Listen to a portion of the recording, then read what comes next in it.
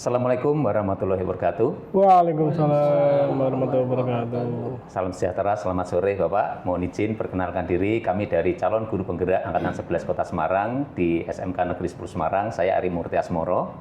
Saya Muhammad Yunan Setiawan. Saya Dutal Widyasari. Pada saat ini kami akan melaksanakan wawancara kepada Bapak selaku Kepala SMK Negeri 10 Semarang.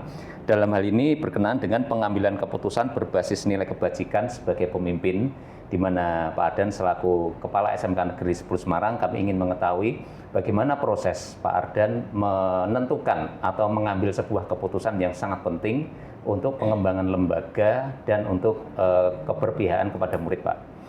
Mohon izin Pak. Pada saat ini untuk wawancara kami ini bertemakan tentang dilema etika dan bujukan moral. Nah, selama ini bagaimana Pak Ardan dapat mengidentifikasi kasus-kasus yang merupakan dilema etika atau bujukan moral yang pada saat pengambilan keputusan penting di SMK Negeri 10 Semarang, Pak? Terima kasih Mas Ari Murti terkait dengan identifikasi masalah. Saya akan mendapatkan permasalahan dari beberapa sumber ya. Satunya misalkan dari Bapak dan Ibu guru, kemudian dari siswa juga, bisa juga dari tim manajemen, dan bisa juga dari orang tua siswa. Iya.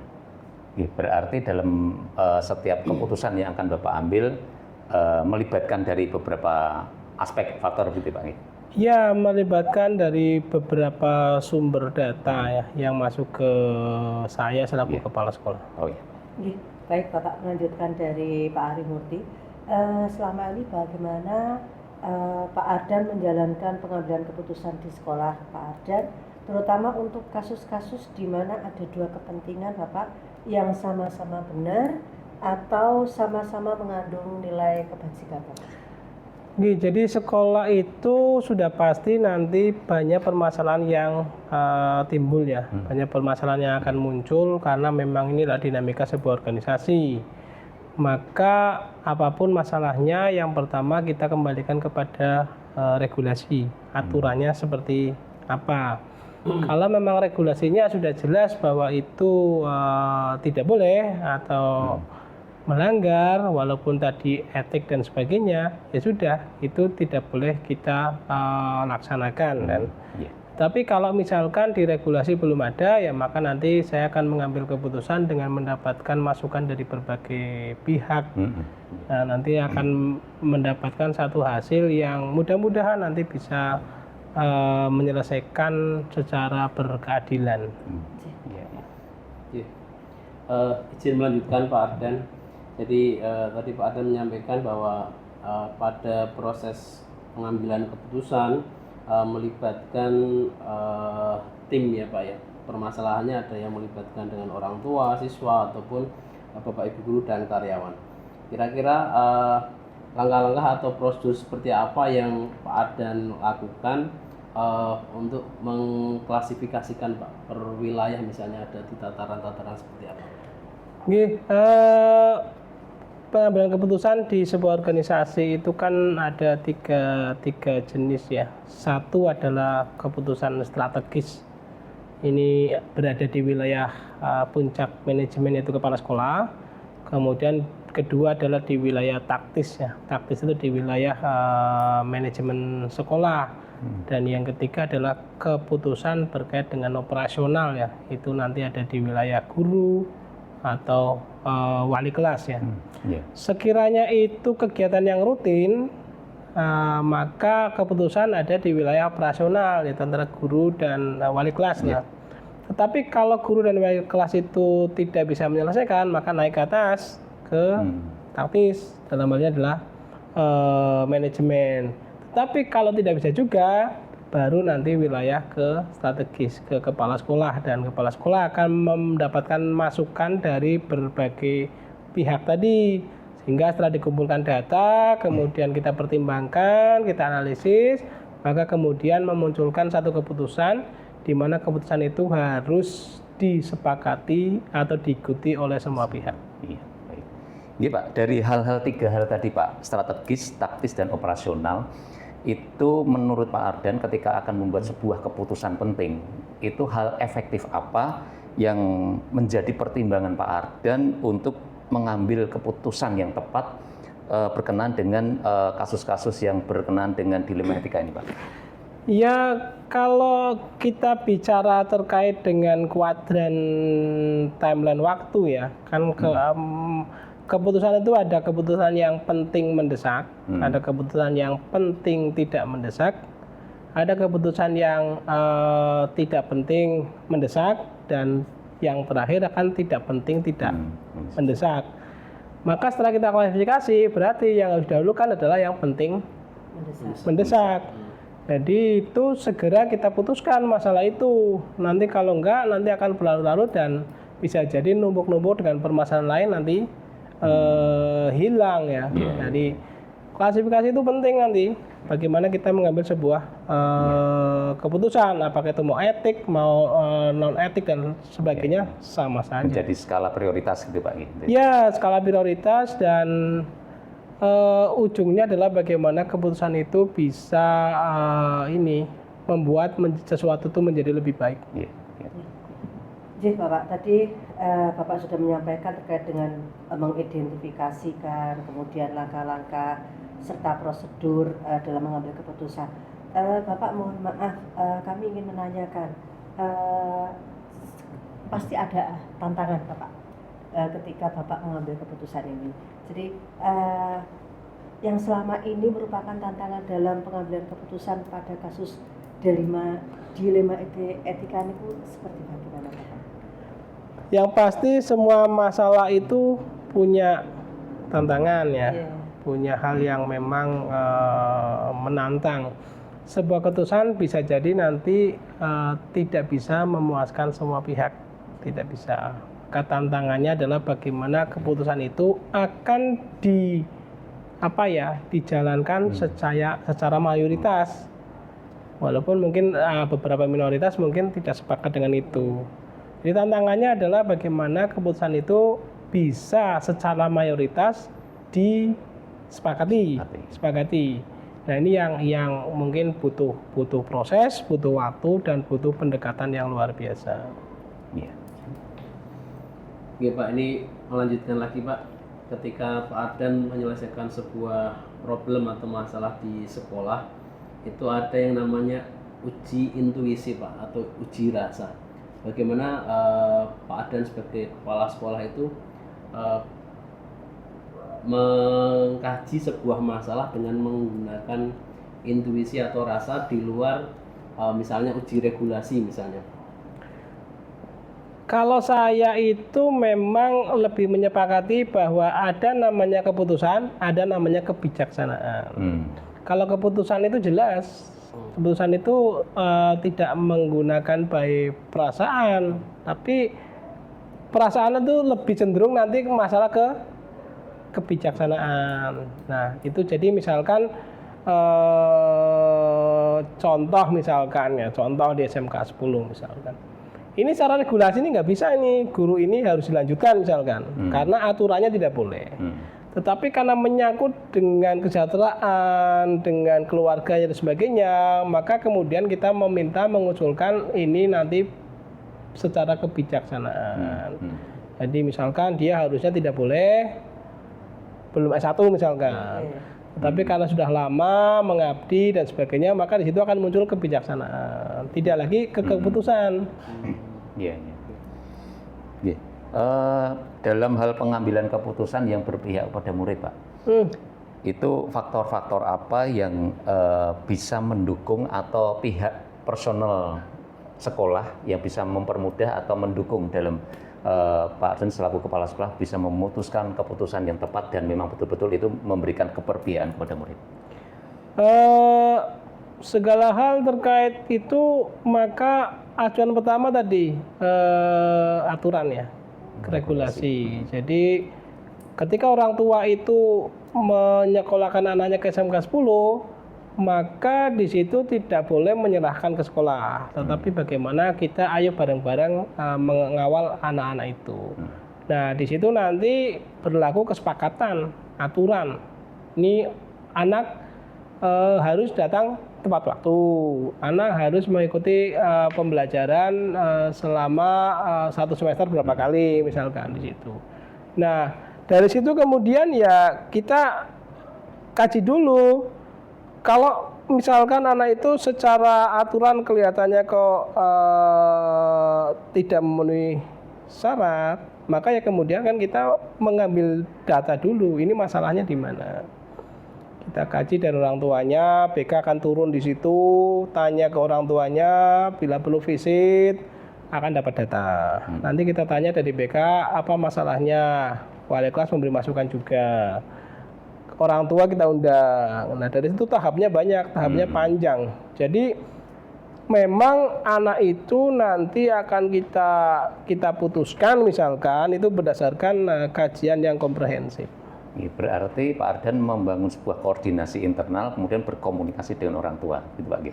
Iya, orang tua itu kan pilar pendidikan kan, di samping sekolah dalam hal ini wakil dari pemerintah dan masyarakat ya. Jadi tidak boleh kemudian orang tua itu lepas tangan, pasrahkan semua ke sekolah itu tidak boleh. Ya, baik. Terima kasih Pak. Jih, Bapak, untuk yang terakhir ini, dari semua yang sudah Bapak sampaikan tadi, kira-kira pembelajaran apa yang bisa Bapak ambil ketika Bapak mengambil keputusan di dilema etika, Pak?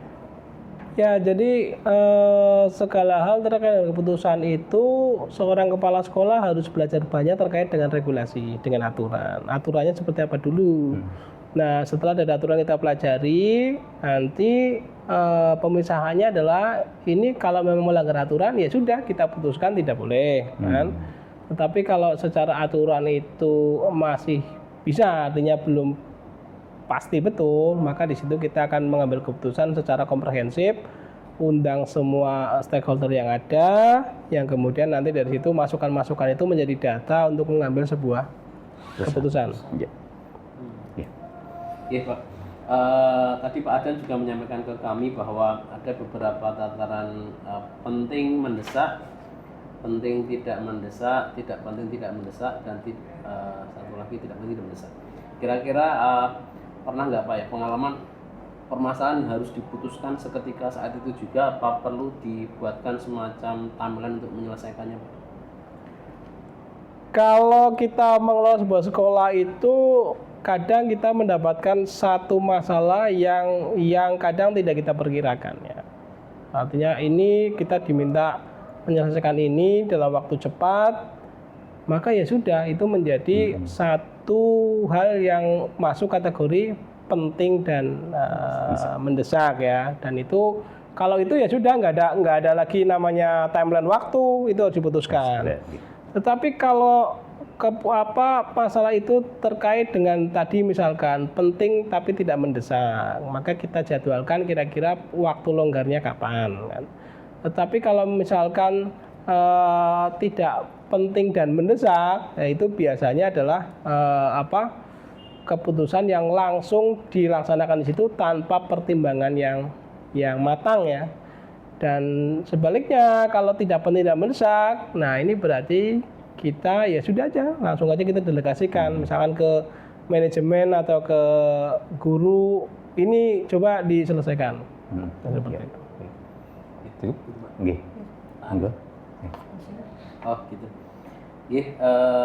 Pak Ardan, kami bertiga terima kasih Pak sudah diberi pencerahan, banyak informasi penting bagi kami Pak calon guru penggerak untuk bisa meneladani tentang pengambilan keputusan berbasis nilai kebajikan sebagai pemimpin atau kepala sekolah.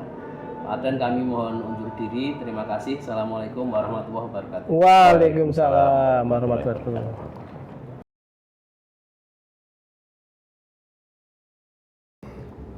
Assalamualaikum warahmatullahi wabarakatuh, Bapak. Waalaikumsalam warahmatullahi wabarakatuh. Selamat pagi, Pak Eka.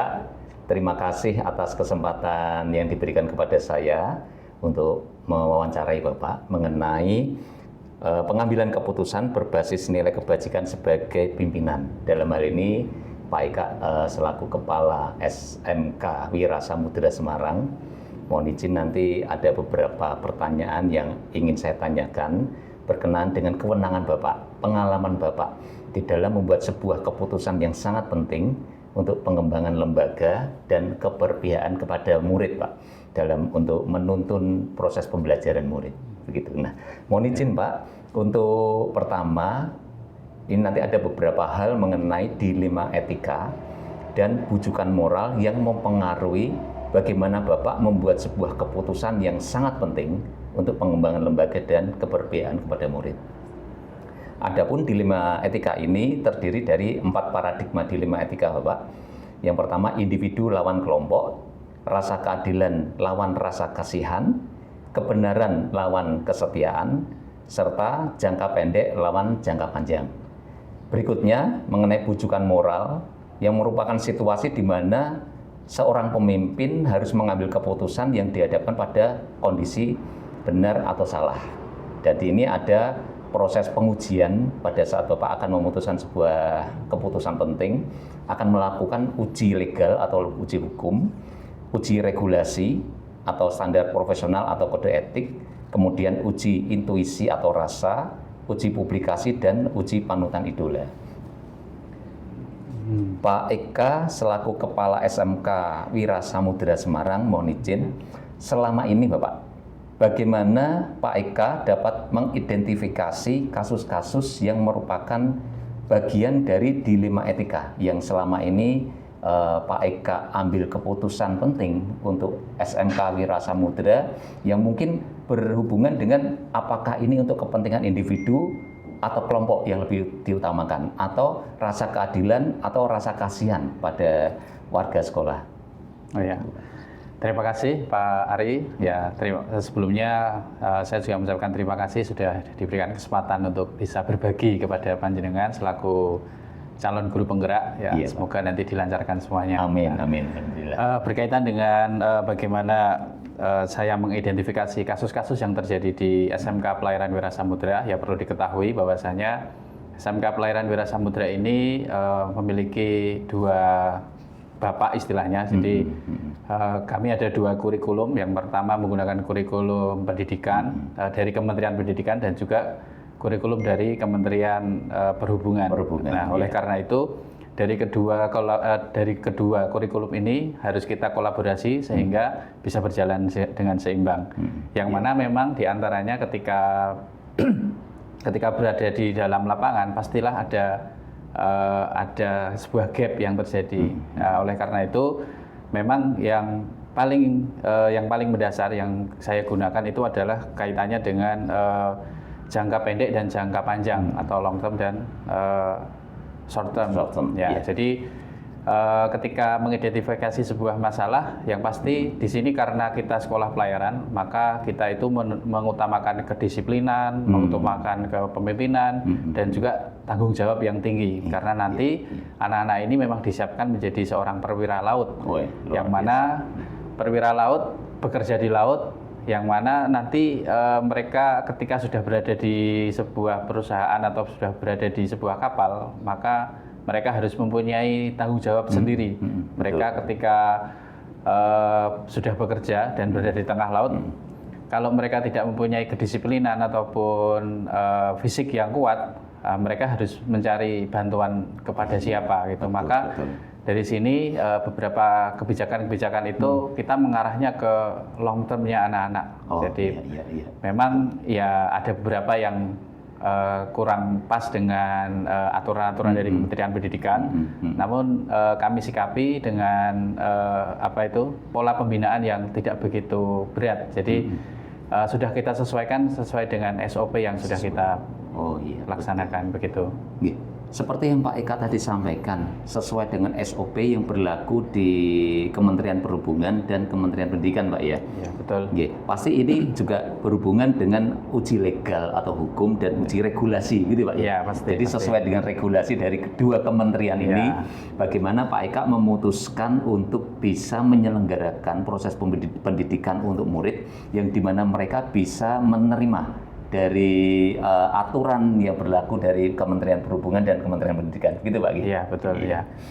Baik Pak, selama ini Pak Eka bagaimana menjalankan keputusan di sekolah terhadap kasus-kasus yang sepertinya antara dua kepentingan Bapak ini tadi Pak, Kementerian Perhubungan dan Kementerian Pendidikan ini, bagaimana langkah yang Pak Eka lakukan agar keputusan yang diambil ini benar-benar win-win solution nih Pak, khususnya untuk murid tentunya. Oh ya. Begitu.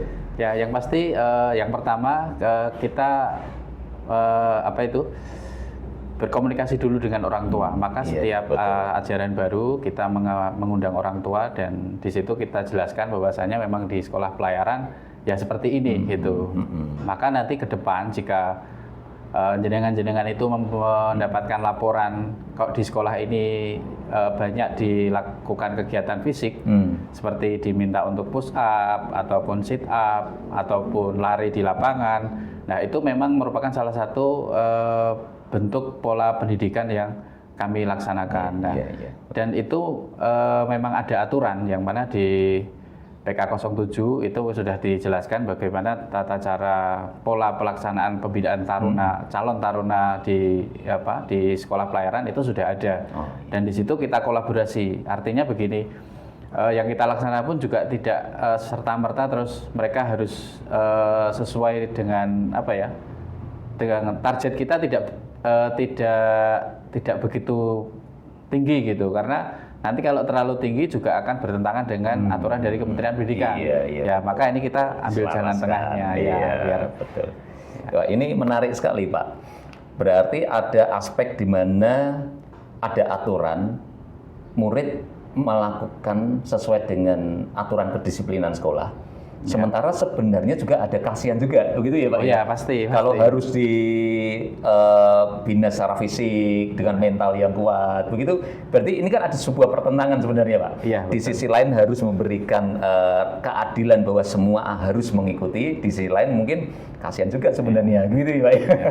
Maka di awal itu kan kita memang ada tahap-tahapannya. Di awal itu misalkan kita lakukan awal itu push up 5 kali misalkan, terus nanti setelah 1 bulan berjalan bertahap jadi 10 kali, kemudian bertahap dan seterusnya, sehingga betul. karena mereka ini kan baru lulus SMP gitu, terus kalau diberikan pola pembinaan yang harus sekian gitu, harus dengan fisik yang berat, dikhawatirkan nanti mereka juga bisa down gitu, kaget gitu ya. Betul. Maka di awal kita sudah komitmen dulu dengan orang tua dan juga siswa ataupun taruna. Jadi kita ada semacam surat perjanjian, di situ berisi berkaitan dengan bahwasanya nanti akan ada pendidikan seperti ini, dan orang tua setuju, tanda tangan, dan maka kita laksanakan pola tersebut.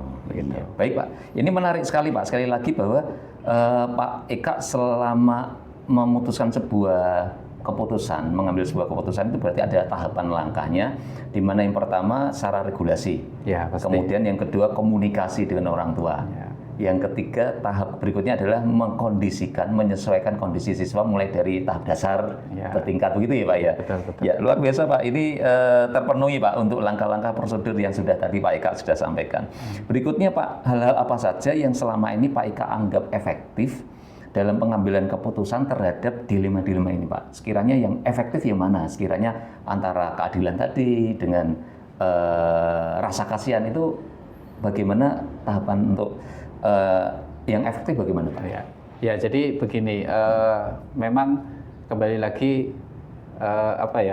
ketika kita mau mengambil sebuah keputusan, memang karena di sekolah itu kan kepala sekolah itu kan dibantu oleh beberapa wakil kepala gitu. Salah satunya ada kurikulum, ada ketarunaan, humas dan sarpras. Namun dalam hal ini biasanya saya kolaborasinya dengan ketarunaan ataupun kesiswaan ya. Di situ secara efektif memang sudah kita laksanakan, dan beberapa keputusan-keputusan yang saya ambil yang pastinya melihat dulu kondisi anak tersebut gitu. Iya, dan ketika mengambil keputusan pun juga tidak serta-merta satu anak dengan yang lain kita anggap sama gitu. Jadi ya kita lihat situasinya dulu lah gitu. Maka kolaborasi dengan ketarunaan ataupun kesiswaan itu karena mereka yang lebih tahu di lapangan bagaimana kondisinya mereka itu seperti ini, kegiatannya bagaimana, sehingga ketika memutuskan sebuah keputusan ya pasti kita kolaborasi dengan stakeholder yang lain begitu. Ini berarti menjadi sebuah tantangan ya Pak ya? Bahaya pastinya. Tantangan antara harus murid mengikuti kedisiplinan peraturan, tetapi juga di sisi lain melihat kondisi murid, betul. sehingga pada saat penerapan kedisiplinan ini bisa selaras, siswa bisa mengikuti dengan baik, gitu Pak. Betul. Karena kembali lagi karena kami ini bertanggung jawab ke depan ketika mereka nanti menjadi seorang serang pelaut, ya mereka harus siap gitu. Karena kalau nanti mereka setelah selesai dari sini kemudian mengambil uji kepelautan, mereka kalau tidak sesuai dengan standar, maka kami yang nanti akan mendapatkan teguran dari Kementerian Perhubungan begitu. Betul. Kalau yang dari Kementerian Pendidikan kan cukup selesai 3 tahun dapat ijazah, ya sudah secara kompetensi bisa gitu. Namun yang dari ujian dari Kementerian Perhubungan kan mereka punya standar tersendiri. Ya, betul Pak. Ya ini tantangan nih Pak. Jadi tantangan besar dari Pak Ika selaku pimpinan Kepala SMK Wira Samudra ini, targetnya terpenuhi, tetapi melalui proses yang betul-betul bertahap begitu Pak. Tidak betul. Bisa serta-merta harus begini semua begitu. Ini sebuah tantangan yang luar biasa. Nah, untuk Pak Ika bisa memutuskan keputusan penting ini Pak, apakah Pak Ika ada tata kelola waktu, misalnya jadwal, harus menyelesaikan dalam tahap sekian waktu, atau harus diselesaikan saat itu juga begitu? Ya. Ketika mengambil keputusan dan ada kasus-kasus yang terjadi, biasanya kita lihat dulu kasusnya seperti apa. Ya, jika memang kasus itu tidak bisa diselesaikan dalam jangka waktu yang pendek atau pada saat itu tidak melibatkan beberapa stakeholder yang lain, ya maka diselesaikan pada saat itu. Namun kalau dibutuhkan, misalkan kok ada kasus kaitannya dengan misalkan dengan guru yang lain ataupun dengan warga masyarakat yang lain, karena kembali kita kan juga tidak bisa terlepas dari masyarakat sekitar ya. Nah, kalau ada seperti itu ya kita harus klarifikasi dulu, ya kita panggil dulu guru yang bersangkutan atau masyarakat yang bersangkutan, kemudian kita juga memanggil yang berkaitan dengan itulah. Baru nanti kita identifikasi lagi, terus kita analisis, terus baru kita klarifikasi, ternyata seperti ini, baru bisa diputuskan begitu. Ini menarik Pak, tadi Pak Ika menyampaikan ada proses analisisnya, berarti ada proses pengujiannya ya Pak ya, pengujian hukum, regulasi, kemudian intuisi, rasa, bagaimana sih mendidik anak seperti itu. Ya, yang pasti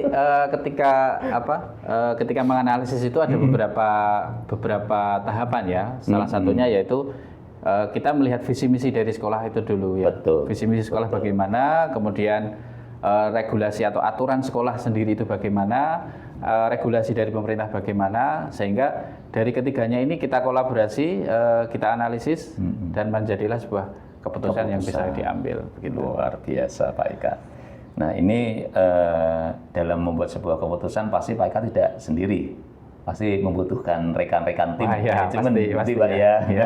Itu bisa diceritakan Pak, bagaimana Pak Ika membuat keputusan penting, urgent, mendesak, dan membutuhkan tim begitu. Itu bagaimana Pak prosesnya? Jadi ketika mengambil keputusan memang selaku manajemen, selaku manajer ya, saya tidak bisa memutuskan secara serta-merta gitu, karena kaitannya dengan siswa, kaitannya dengan guru ataupun yang lain. Itu biasanya yang sangat membantu saya ya dari bidang kurikulum dan bidang kesiswaan, karena kurikulum itu jantungnya sekolah yang kaitannya dengan proses pembelajaran, dan ketarunan atau kesiswaan itu yang melaksanakan gitu. Jadi kedua wakil kepala saya ini yang selalu saya ajak untuk berdiskusi dalam penentuan sebuah keputusan. Ya, kaitannya dengan misalkan ketarunaan, mereka juga punya tim di BK, mereka juga ada tim di pembina ekstra, ya itu kan bisa diidentifikasi dari situ. Baru yang kurikulum juga sama, ketika dia di kelas bagaimana, ternyata kok di kelas baik, tapi ternyata kok di luar seperti ini. Nah, itu kan juga bisa kita menjadikan analisis tersendiri. Analisis tadi. Ya, begitu.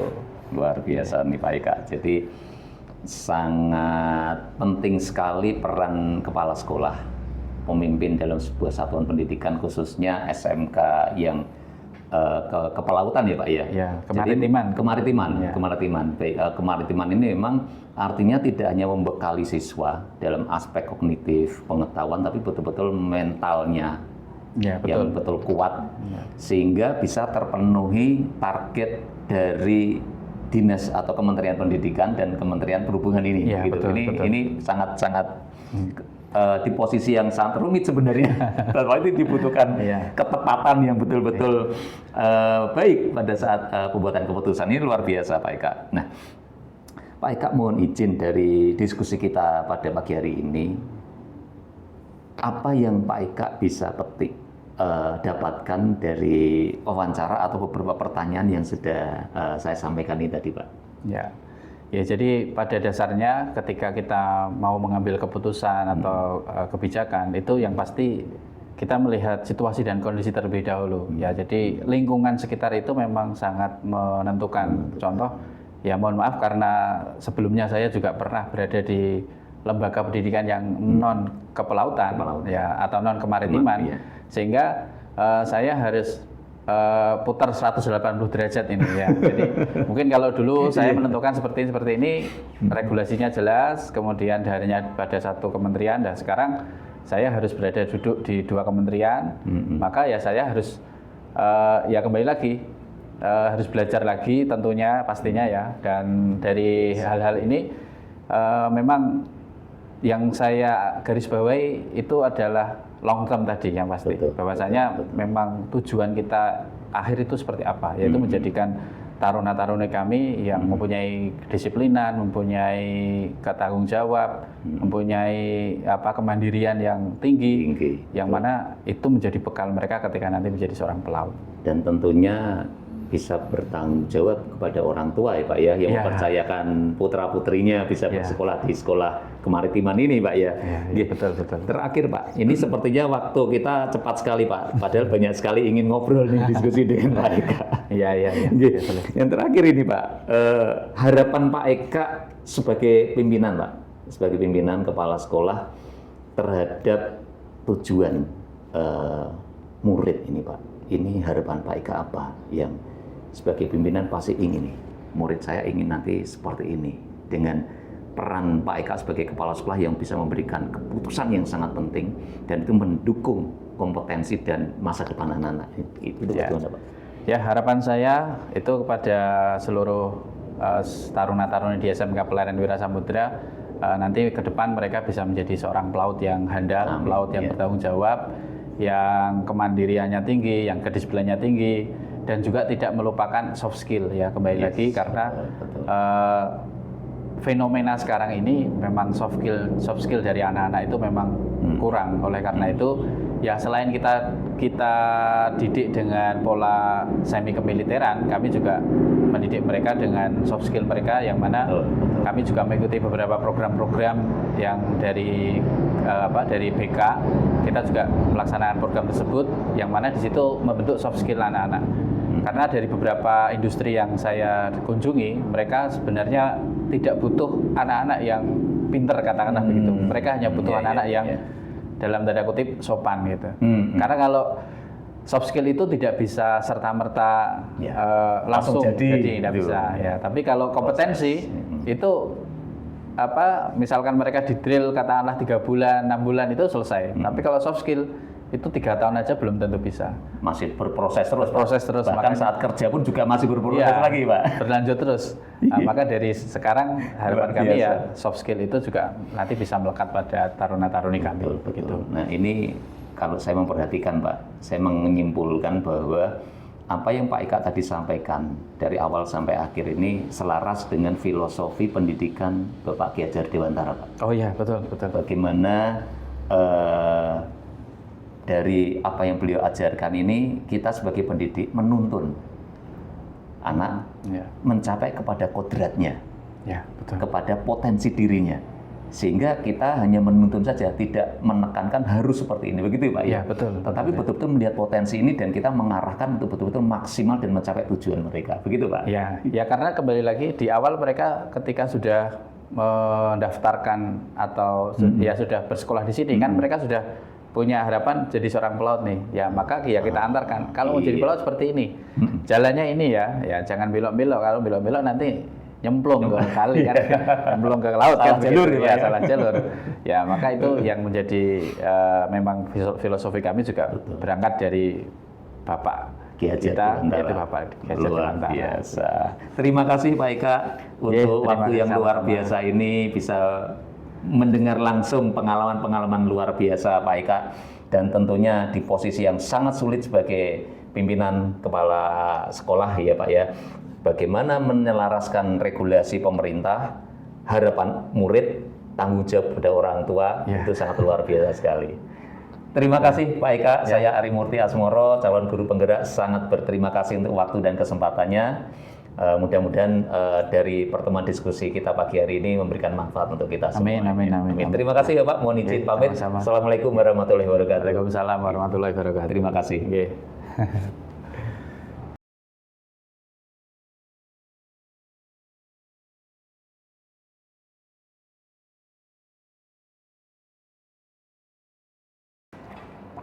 Shalom, selamat pagi, Sir Selamat Timotius. pagi. Iya, senang sekali pada pagi hari ini saya diizinkan oleh Pak Timotius untuk melaksanakan kegiatan wawancara pada pagi hari ini.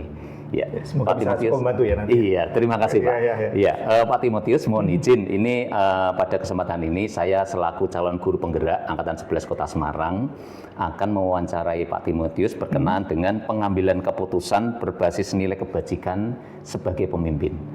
Dalam hal ini Pak Timotius Bintang selaku Kepala SD Kristen Terang Bangsa, saya akan mewawancarai beberapa pertanyaan yang ini berkenaan dengan bagaimana Pak Timotius memiliki kewenangan dan memutuskan sebuah keputusan yang tepat untuk pengembangan lembaga dan untuk keberpihakan kepada murid, gitu Pak Tim. Keberpihakan pada murid ya? Iya, Oke, betul. oke. Iya. Wawancara pada pagi hari ini Pak Timotius itu berkenaan dengan dilema etika dan bujukan moral yang menjadi pertimbangan Pak Timotius di dalam membuat sebuah keputusan yang tepat, begitu Pak. Nah, mohon izin untuk saya menyampaikan mengenai dilema etika itu ada 4 paradigma dilema etika. Yang pertama adalah individu lawan kelompok, rasa keadilan lawan rasa kasihan, kebenaran lawan kesetiaan, jangka pendek lawan jangka panjang. Nah, setelah ada dilema etika, kemudian juga ada bujukan moral, di mana ketika Pak Timotius memutuskan sebuah keputusan, mempertimbangkan ada uji legal secara hukum bagaimana, kemudian uji regulasi atau standar profesional kode etik bagaimana, uji intuisi rasa ketika memutuskan, dan uji publikasi serta uji panutan atau idola. Nah, untuk yang pertanyaan pertama Pak Timotius mohon izin, selama ini bagaimana Pak Timotius mengidentifikasi kasus-kasus yang merupakan menjadi dilema etika atau bujukan moral ketika Pak Timotius akan membuat sebuah keputusan di SD Kristen Terang Bangsa, Pak? Mengidentifikasinya saya lebih lihat ke kemanfaatannya, siapa yang mendapat manfaat, apakah individu atau kelompok. Misalnya kayak tadi kan Pak Aris bilang soal dilema etika. Jadi kayak contoh kemarin ada kasus tentang kami itu kekurangan untuk pelatih basket untuk lomba. Nah, ini kan yang mengajukan membujuk saya untuk segera mencari itu kan orang tua siswa. Tapi saya juga perlu melihat tentang kapasitas umum kami sekolah untuk penyediaannya itu. Jadi itu cara saya mengidentifikasinya, pertama lihat dari kepentingannya, siapa dan siapa. Kemudian ya saya lihat juga dari tadi yang masalah regulasi. Untuk memutuskan sesuatu kadang waduh dari sisi ini memang saya perlu, tapi secara regulasi kok nggak bisa ya. Nah, itu kadang gitu. Cara mengidentifikasinya seperti itu sih sebetulnya. Oke, berarti berdasarkan manfaat bagi betul. murid ya Pak ya, Betul. dan regulasi sesuai dengan aturan-aturan Betul, itu ya. betul. Gitu. Dasarnya itu, karena kan saya diajari untuk dasar pertama adalah kebenaran. Jadi ya itu dulu yang Oke, gitu. siap. Terima kasih Pak. Ya. Berikutnya Pak, selama ini bagaimana Pak Timotius menjalankan pengambilan keputusan di SD Kristen Terang Bangsa, terutama untuk kasus-kasus di mana ada dua kepentingan yang seakan-akan benar atau mungkin sama-sama untuk kebaikan begitu Pak. Ini kan menjadi pertimbangan yang sulit betul. sebagai pemimpin. Sama-sama baik, sama-sama benar, sama-sama bermanfaat. Iya. Jadinya Wah, kalau itu biasanya ya saya nggak bisa memutuskan sendiri pasti. Oh, iya. Karena secara perspektif saya akan terbatas. Saya butuh orang-orang, terutama yang paham. Bukan sembarang minta pendapat, tapi akan saya punya waka-waka. Tapi di luar waka pun saya punya teman-teman yang lain untuk pertimbangan. Kalau memang sama-sama benar, saya lihat efeknya. Tadi balik ke manfaat, kalau benar kan sudah pasti, tadi dasarnya dua saya, benar dan manfaat. Kalau sudah pasti benar, saya lihat manfaatnya. Mana yang punya efek lebih besar, punya efek lebih jangka panjang. Mana yang bisa diprioritaskan, mana yang bisa ditunda dulu. Gitu. Jadi memang atau dalam hal segi keuangan atau seperti apapun dalam pengelolaan sekolah, seperti itu caranya saya. Iya. Berarti itu menjadi sebuah langkah-langkah ya Pak ya? Iya, strategi betul. bagaimana membuat sebuah keputusan Ya, yang betul. tepat, sehingga ada step-step tahapan-tahapan Betul. yang Proseduralnya gitu ya. Iya. Baik Pak, ini sudah menjawab ini Pak, untuk berarti Pak Timotius sebagai pimpinan kepala sekolah, kepala SD Sentra Bangsa sudah memiliki tahapan-tahapan, Betul. langkah-langkah untuk membuat betul. sebuah keputusan, termasuk dalam hal pengambil keputusan ini hal-hal apa saja yang bisa dianggap efektif, Pak? Dalam arti untuk memutuskan ya? Iya, betul. Dalam memutuskan, wah banyak sih. Kalau saya pertama sekali lagi kebenaran ya. Jadi aturan itu bagaimana. Kemudian kedua, kemanfaatan itu tadi. Yang ketiga adalah, yang mungkin tadi saya belum sebutkan adalah bisa dikerjakannya atau enggak.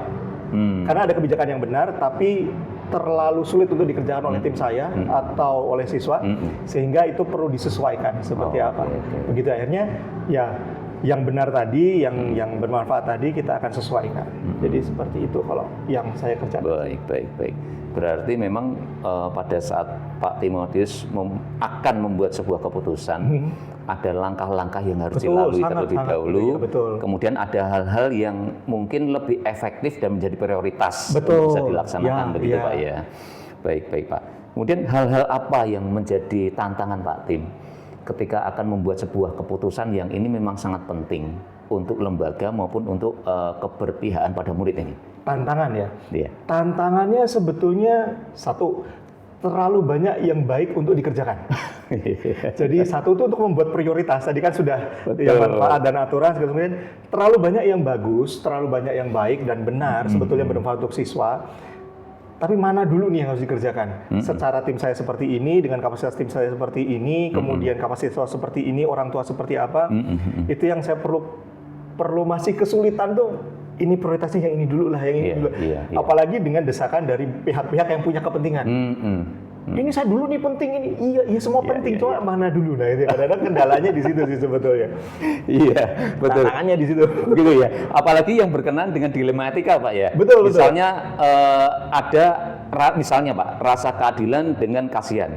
Misalnya di satu sisi kita harus melakukan ini adil, tapi kalau ini dilaksanakan kasihan ya seperti ini. Itu sebuah tantangan untuk betul. Mana yang menjadi prioritas dan kebermanfaatan bisa lebih. Nah itu tantangan yang kalau boleh saya ungkap segini. Apalagi saya di swasta nih Pak. Sumber dana kami, sumber operasional kami kan dari SPP. Dilema paling besar salah satunya adalah soal ini adalah ada yang memang orang tua nunggak SPP, yang akhirnya memperlambat operasional sekolah. Tapi saya mau nuntut, itu juga saya tahu kondisinya. Iya, nah itu Pak, tantangannya itu Pak, yang tadi bilang. Nah, di dalam menyelesaikan ini Pak, apakah Pak Timotius memang ada tata waktu, ada saat-saat atau jadwal tertentu untuk ketika menghadapi situasi yang sulit dan harus membuat sebuah keputusan? Apakah akan ada schedule tertentu? Seperti batas waktu ya maksudnya? Ya, atau mungkin harus diselesaikan saat itu, atau nanti dulu ada ini? Sekali lagi tentang prioritas dan urgensi sebetulnya. Jadi apakah itu harus saat-saatnya kalau saya bilang ya, memang harus diputuskan segera, atau bisa diselimpahkan ke tim saya. Tapi kalaupun tim saya akhirnya dalam tanda petik terlalu bertele-tele, ya kalau memang saya ada putusan dan memang itu sudah yang terbaik, saya akan langsung putuskan segera. Cuma memang akan selalu ada deadline, terutama dengan skala prioritas, dengan yang tadi saya bilang ada banyak begitu yang harus dikerjakan, baik yang dikerjakan, dan saya skala prioritas ada batasnya. Kalau enggak, nanti akan saling tumpuk Pak. Antara prioritas 1, 2, 3, 4 itu nanti yang satu belum selesai, numpuk kedua, dua juga tambah mundur, tambah nggak akan selesai. Seperti memang harus ada sih Pak, harus dari waktu dan dari ini Pak sebenarnya, dari kapasitas saya juga. Jadi saya harus tahu diri saya sebagai kepala sekolah punya batasan, ngerti tidak semua bisa saya kerjakan, tidak bisa semua saya selesaikan. Saya harus bisa tahu orang-orang mana yang bisa bagian ini, bagian itu. Jadi saya perlu orang-orang di sekeliling saya juga sebagai penolong untuk saya menyelesaikan itu. Berarti juga mempertimbangkan kedaruratan dari Betul, sebuah sangat darurat. keputusan Betul, gitu ya Pak ya. betul. Baik. Urgensinya. Betul. Nah ini Pak, tentunya Pak Timotius sebagai kepala sekolah tidak serta-merta bisa memutuskan sendiri nih. Betul. Saya bukan Superman, saya bukan.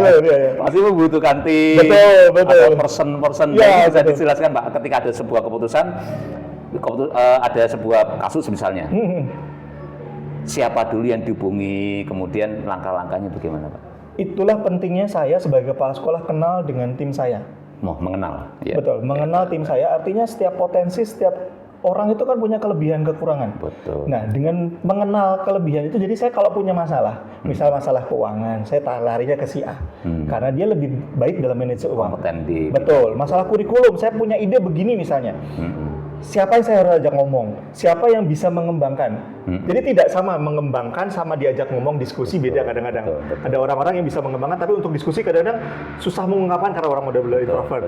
Tapi untuk yang itu, dia ikut dalam diskusi, tapi cuma sebagai penonton, sebagai pengamat, kemudian nanti akhirnya dia buat catatan. Jadi seperti itu. Penting untuk mengenal tim sehingga tahu resource kita, tahu sumbernya. Ini nanti kemana. Membagi tugasnya juga tahu. Oh nanti ini kesekarang ke sini. Betul. Gitu kalau saya Pak. Ya, terlebih lagi ini sekolah siswa SD ya Pak. Betul, Ya. Jadi betul. betul-betul sebuah keputusan itu mulai dari dasar memang ini keberpihakan kepada muridnya harus lebih besar, harus lebih Betul. utama Sangat, ini tentunya. betul. Gitu ya Pak. Iya betul. Baik Pak. Nah dari semua yang telah kita diskusikan nih Pak. Pembelajaran apa yang Pak Tim dapat petik dan ambil dari pengalaman yang kita diskusikan tadi berdasarkan dengan pengalaman Pak Tim selama mengampu sebagai kepala sekolah ini Pak? Ya, terutama dalam hal dilema etika, dilema moral. Yang pertama itu kenal dengan diri sendiri itu penting. Oke. Ya. Kenal dengan diri sendiri artinya saya tahu batasan, saya tahu kelemahan saya, sehingga misalnya kalau saya punya kelemahan keuangan, ya saya jangan coba-coba untuk mengelola keuangan sendiri, gampangnya gitu. Cuma mengenal diri itu penting, kapasitas seperti apa, sehingga setiap kita mengalami dilema, kita juga yang kedua perlu tim untuk sebagai otak lain untuk berpikir gitu kan. Kalau di agama yang saya ajarkan itu kan gini, kalau ada penasihat, selamatlah sebuah bangsa. Nah itu pentingnya sebuah penasihat. Jadi saya tidak bisa beranggap bahwa saya kepala sekolah, saya paling superior, saya penentu keputusan tunggal, saya bisa jalan sendiri, enggak. Jadi saya harus, ini sistem sebuah kesatuan, apalagi demi kepentingan siswa. Setiap kelas punya keunikannya, bahkan dalam kelas setiap anak punya keunikannya sendiri.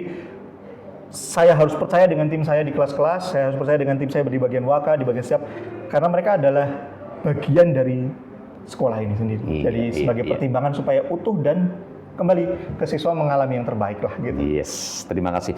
Pak Tim, ini satu lagi nih Pak. Iya. Karena ini pendidikan dasar ya Pak. Betul. Jadi setiap keputusan Pak Tim ini kan sangat penting untuk tindak lanjut tumbuh kembang anak ini Pak. Ya. Apa harapan Pak Tim dalam setiap keputusan-keputusan yang dibuat bersama tim tentunya ya, bersama dengan tim sekolah ini, manajemen sekolah ini, harapan Pak Tim apa untuk anak-anak ini Pak? Kalau saya memaksa anak pintar nggak mungkin.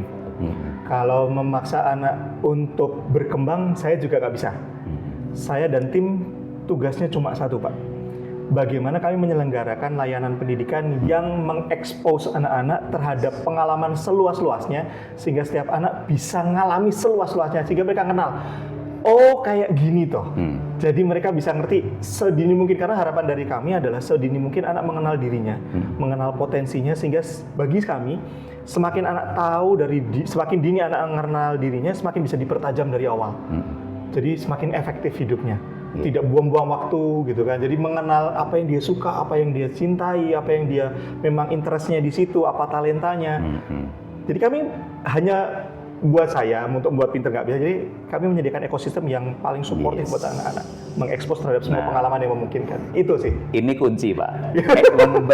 Menciptakan sebuah ekosistem di mana anak bisa bertumbuh kembang sesuai dengan potensi mereka. Nah, ini selaras dengan filosofi pendidikan Ki Hajar Dewantara. Oh iya. Bagaimana kita sebagai pendidik menuntun bagaimana anak-anak ini menemukan kodratnya yang Tuhan sudah karuniakan dalam hidup kita. Seperti yang Pak Tim tadi sampaikan bahwa tidak mungkin kita membentuk dengan cara kita sendiri. Tetapi bagaimana kita menuntun kepada kodrat sesuai masing-masing anak menemukan jalan hidup mereka. Gitu Pak Tim ya? Iya. Terima kasih sekali Pak Tim. Ini seru. Jadi ini diskusi kita pada pagi hari luar biasa Pak Tim. Terima kasih sekali atas kesempatan waktu untuk bisa bertemu dengan saya, untuk kita bisa saling berbagi pengalaman, khususnya Pak Tim selaku Kepala SD Kristen Tenabata. Terima kasih Pak Tim. Mohon izin. Terima kasih dan shalom. Selamat pagi. Selamat pagi. Terima kasih Pak.